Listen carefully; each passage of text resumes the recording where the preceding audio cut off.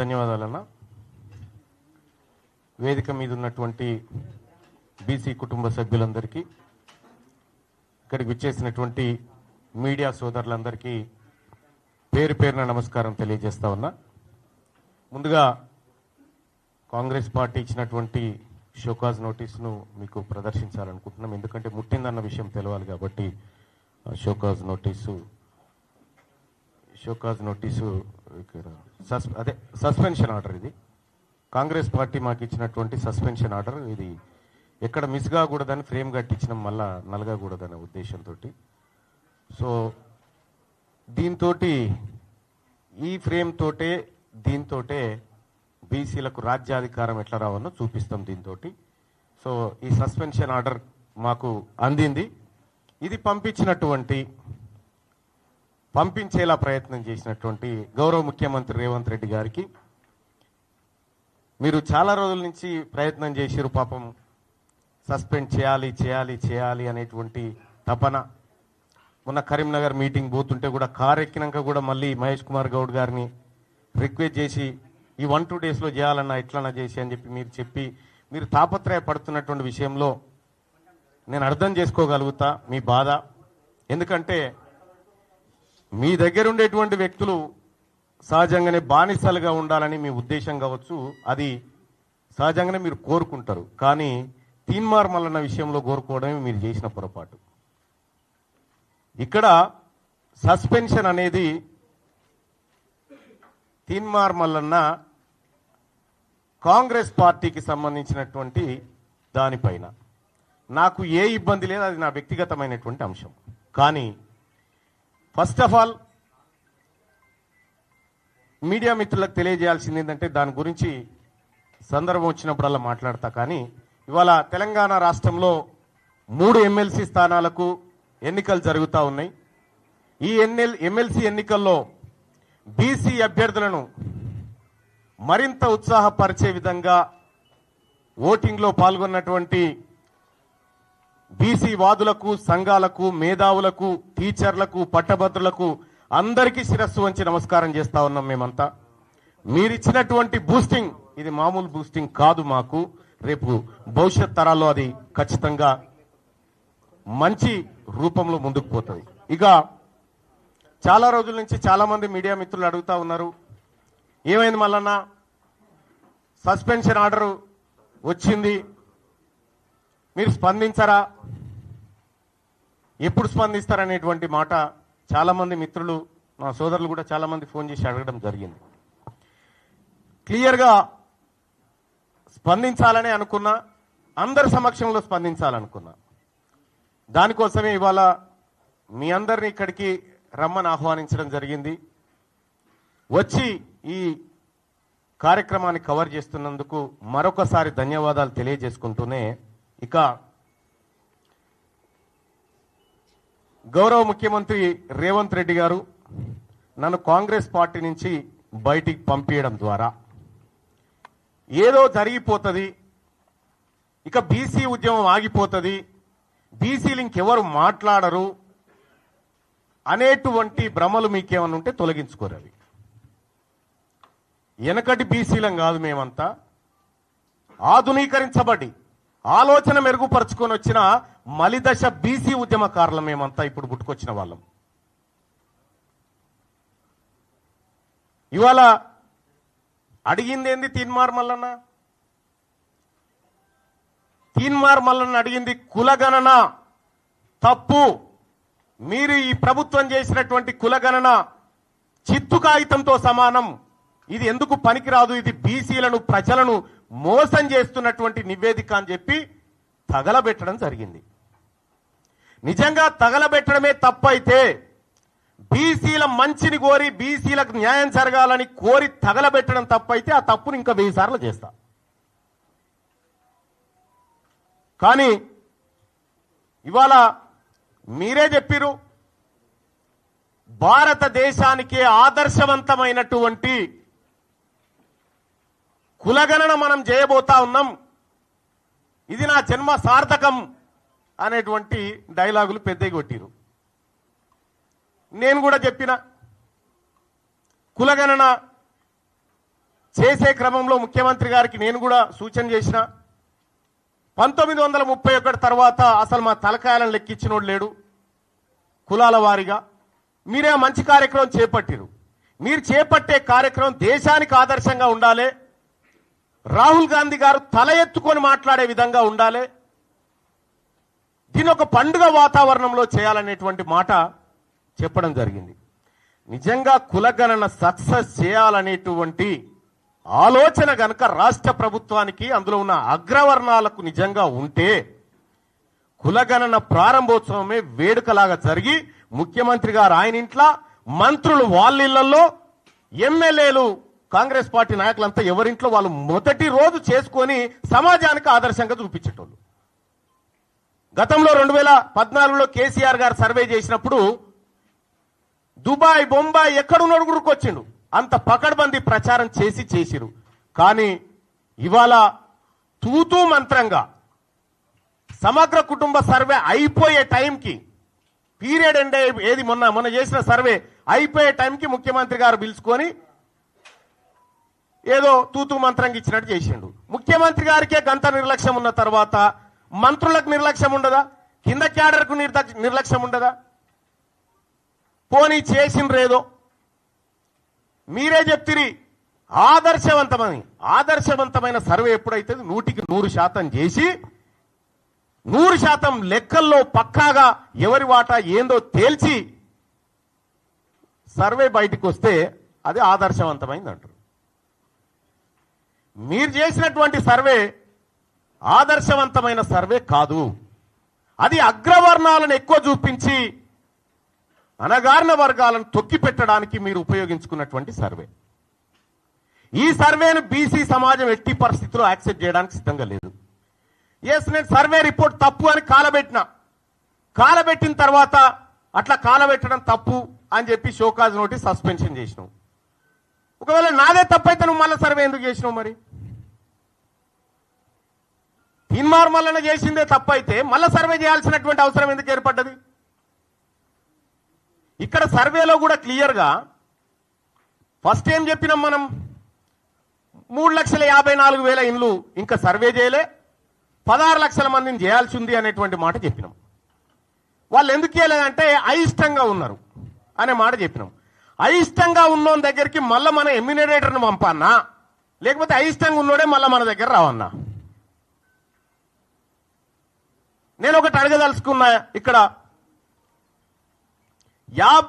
3,54,000 ఇండ్లను మనం ఇంకా సర్వేలో పాల్గొనలేదని చెప్పినాం.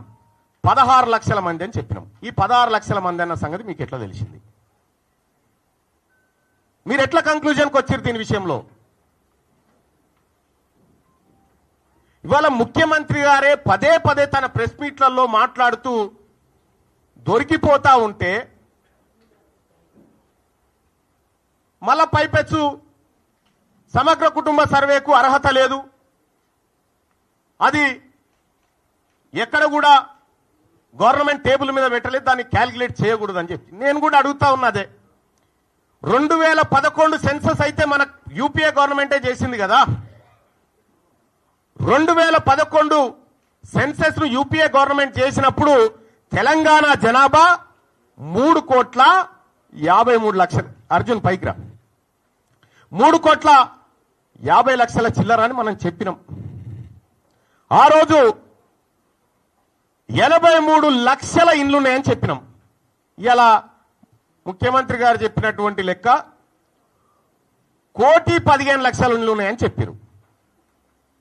1,15,00,000 ఇండ్లుంటే ఈ 83 1,15,00,000 దాదాపు 32 లక్షలు పెరిగింది.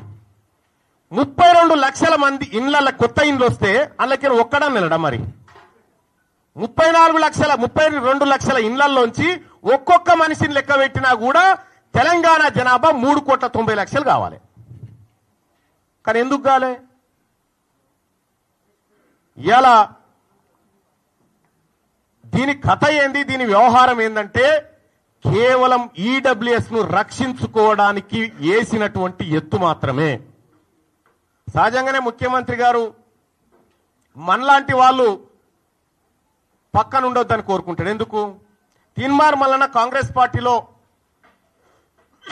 ఉండి ఓపెన్ గా జరిగినటువంటి అన్యాయాన్ని ప్రశ్నిస్తా ఉంటే ఆయనకు శవనం పట్టది.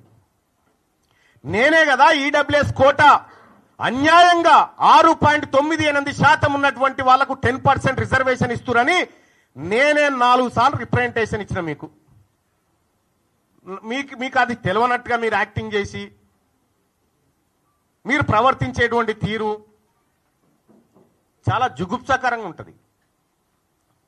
మీకు తెలియదా ఈడబ్ల్యూఎస్ కోటా ఎట్లా ఇంప్లిమెంట్ చేస్తున్నారో? ఇలా 100% ఉన్నటువంటి బీసీలకు 27% రిజర్వేషన్, 10% లేనటువంటి అగ్రవర్ణాలకు 10% రిజర్వేషన్ ఇస్తే ఈ అన్యాయాన్ని ప్రశ్నించడం బీసీగా, బీసీల రక్తం పంచుకొని పుట్టిన బిడ్డగా నా హక్కు, అది నేను మాట్లాడతా. ఇలా నీ వర్గాల రక్షణ కోసం నువ్వు సమగ్ర కుటుంబ సర్వే ఏది మొన్న చేసిన సర్వేని అడ్డం పెట్టుకున్నావు కదా, మరి నా వర్గాల హక్కుల కోసం, నా వర్గాల రిజర్వేషన్ల కోసం నేను కూడా మాట్లాడతా కదా. అదే చేసిన నేను. ఇవాళ కాంగ్రెస్ పార్టీని కాపాడాలంటే, కాంగ్రెస్ పార్టీని రక్షించాలంటే ప్రజల్లో క్లారిటీ ఉండాలి. మనం సర్వే చేస్తే 90 ఏళ్ల తర్వాత సర్వే చేసినా మీరు చెప్తే సప్పట్లు కొట్టేటోడు లేడు, పాలాభిషేకం చేసినోడు లేడు. నీకు బీసీ వర్గాలు ఎవరు నమ్మలే. పైగా మొన్న మాట్లాడి నన్ను దోషిగా నిలబెట్టిరు, విలన్ చేసిరంటే విలనే అంటారు. ఆ విషయంలో విలనే అంటారు. ఆ విషయంలో మీరు చేసింది పక్కా సమాచారం అయితే, పక్కా సేకరించిన లెక్కలే అయితే ముఖ్యమంత్రి గారు ఆ సర్వేకు మీరు బాధ్యత వహిస్తారా? నాది బాధ్యత, దీని మీద డిబేట్కు నేను రెడీ అంటే ఎక్కడికి రావనో చెప్పు, నేను ఒక్కరిని వస్తా. నీ సర్వే తప్పని నిరూపిస్తా. నేను కూడా సూచనే చేసిన మీకు, ఆ రోజు సరిదిద్దుకునే అవకాశం ఉంది, ప్రయత్నం చేయండి, తప్పు కాదనేటువంటి మాట చెప్పిన. మీరు ఒక తప్పు చేసి ఆ తప్పును కప్పిపుచ్చుకోవడానికి మళ్ళీ తప్పు చేసి, ఆ తప్పును కప్పిపుచ్చుకోవడానికి మళ్ళీ తప్పు చేసి ఇవాళ సమగ్ర కుటుంబ సర్వే ద్వారా, కుల సర్వే ద్వారా ఓసీల పాపులేషన్ పెరుగుతుంది. 2011లో మనమే చేసినాం కదా సెన్సెస్. ఆ రోజు తెలంగాణ రాష్ట్రంలో ముస్లింల జనాభా, మొత్తం ముస్లింల జనాభా 44 లక్షలు ఉంటుంది. ఈరోజు అదే 44 లక్షలు ఉంటుంది. ఇది ఎట్లా సాధ్యం? ముస్లింలు ఎవరు పిల్లల్ని కనలేదా? మధ్యలో సమగ్ర కుటుంబ సర్వే వదిలేద్దాం, కేసీఆర్ చేసింది. మన సర్వేలే కంపేర్ చేస్తేనే ఎక్కడ పొంతం లేదు కదా. మరి అటువంటి అప్పుడు ముఖ్యమంత్రి గారు, మీరు బాధ్యతాయుతమైనటువంటి పదవిలో ఉన్నారు. ఈ బీసీలకు న్యాయం జరిగే విషయంలో ఏమైనా పొరపాట్లు జరిగితే మళ్ళీ సరిదిద్దుకోండి అని చెప్పి సూచన చేస్తా ఉన్నాము. మళ్ళీ సరిదిద్దుకుంటే తప్పేమీ కాదు.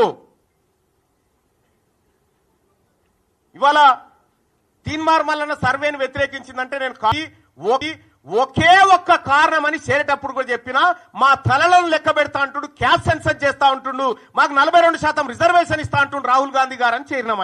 ఆయన ఆలోచన మేరకు, రేవంత్ రెడ్డి గారు పిలుపు మేరకు కాదు కదా నేను చేరింది,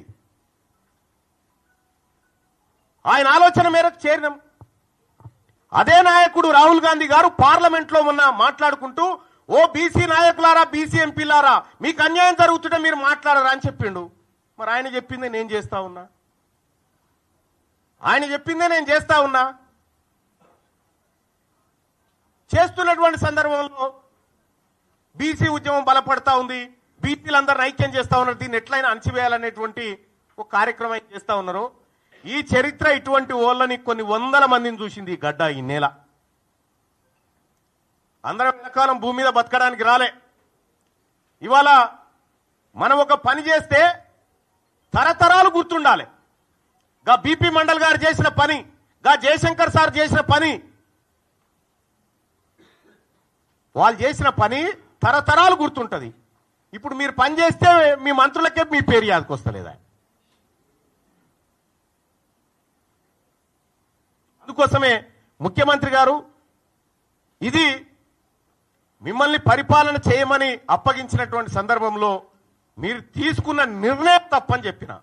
తీన్మార్ మల్లన్న తగలబెట్టింది కులగణన సర్వే రిపోర్టు తలగబెట్టిన నేను.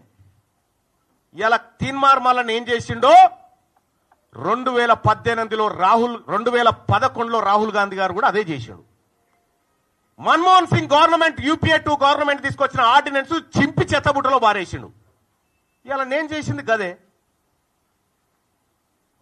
మన నాయకుడు రాహుల్ గాంధీ గారేమో మీరు నోరు విప్పండి మీకు అన్యాయం జరుగుతుంది అంటాడు. ఇక్కడనే మీరు నోరు ఇస్తా ఉన్నారు బీసీలై. ఇలా బీసీ నాయకులు మాట్లాడితే కోమటిరెడ్డి వెంకటరెడ్డి కోన్యాయం, రాజగోపాల్ రెడ్డి కోన్యాయం, వాళ్ళైతే చిన్నగానే తిట్టిరా నిన్ను. నేను మిమ్మల్ని అన్నది కూడా లేదు. మళ్ళా మీరు చేసిన కార్యక్రమాన్ని వ్యతిరేకించిన, ప్రభుత్వ నిర్ణయాన్ని వ్యతిరేకించిన. కుద్దు రాజగోపాల్ రెడ్డి గారు అనే నువ్వు బ్లాక్ మెయిలర్ అని చెప్పి వెంకటరెడ్డి గారు 50 కోట్లు పెట్టి తెచ్చుకున్నావని తిట్టే. అంటే అంతర్గత ప్రజాస్వామ్యం అనేది కాంగ్రెస్ పార్టీలో అగ్రవర్ణాలకు ఉంటుంది కానీ అణగారిన వర్గాలకు ఉండదా? ఇవాళ మీరు ఏం చేయదలుచుకున్నారు కాంగ్రెస్ పార్టీని? ఈ కాన్స్టిట్యూషన్ ఏం చెప్తా ఉంది? Constitution of all India Congress party constitution ఏం చెప్తా ఉంది? కనీసం ఎవడన్నా బుర్రునోడు ఉన్నాడా? చదువుకున్నాడా ఎవరన్నా?